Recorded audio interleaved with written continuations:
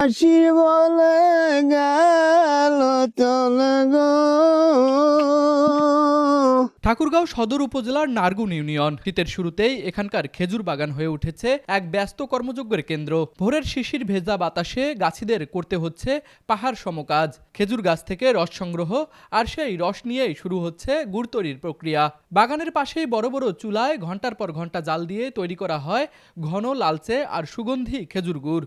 গুড় উৎপাদকদের দাবি, নারগুনের খেজুর রসের ঘনত্ব ও স্বাদ অন্যরকম, আর তাই দেশ এবং দেশের বাইরেও রয়েছে এই খেজুর গুড়ের কদর। স্থানীয় গুড় উৎপাদকরা জানান, আগে শুধু আশেপাশের বাজারেই বিক্রি হতো এসব গুড়, কিন্তু এখন বিদেশ থেকেও অর্ডার আসছে। ইতিমধ্যে জার্মানিতে পাঠানো হয়েছে নারগুনের তৈরি খাঁটি খেজুর গুড়। ইনশাল্লাহ পরিবেশ ভালো রেখে ব্যবসাটা করতেছি। আপনারা আসতেছেন একটু ভালো নেওয়ার জন্য, খাওয়ার জন্য।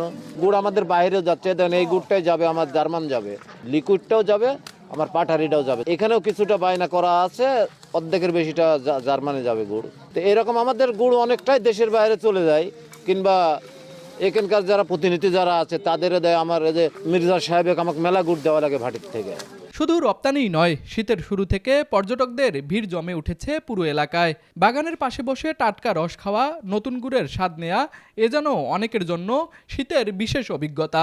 তো রস খাইলাম, ভালোই লাগতেছে এখানকার রস। তারপরে শুনলাম তো অনেকজনের সাথে কথা বললাম, সবাই আসতেছে, কেউ আসে বরিশাল থেকে, কেউ বা চিরিরবন্দর থেকে, দিনাজপুর থেকে কথা বললাম। আমরা এখানে এসে দেখতেছি অনেকগুলো খেজুরের বাগান, মানুষ খেজুরের রস পাড়তেছে, সবাই অনেক আনন্দ করতেছে, আমরাও করতেছি। গাছ থেকে সরাসরি রস নেওয়া হয়, একেবারে তাজা রস খাওয়া যায়, পাওয়া যায়, এবং এটার যে গুড়টা হয়, গুড়টা অথেন্টিক। শীতের সকালে খেজুর বাগানের যে মিষ্টি রস, সেই মিষ্টি রস খাওয়ার উদ্দেশ্যে আমরা এখানে আসছি। স্থানীয়দের আশা, যথাযথ প্রশিক্ষণ আর সরকারি সহযোগিতা পেলে নারগুনের খেজুর গুড় একদিন আন্তর্জাতিক ব্র্যান্ড হিসেবে আরও সুপরিচিত হবে। ঠাকুরগাঁও প্রতিনিধি মোহাম্মদ হাবিবের পাঠানো তথ্যচিত্রে তুষার আচার্য, ডেস্ক রিপোর্ট, RCTV।